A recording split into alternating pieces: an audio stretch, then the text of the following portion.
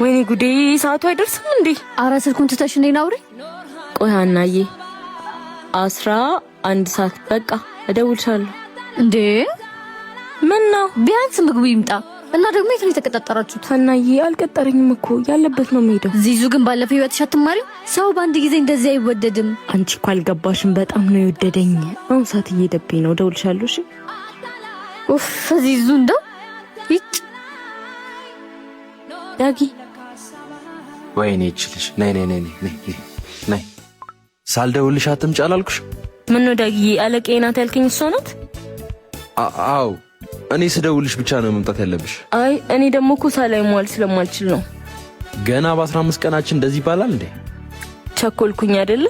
አዎ በጣም ነው የቸኮልሽው። ለማንኛውም በኋላ ደውልሻለሁ። አሁን ሂጂ እሺ?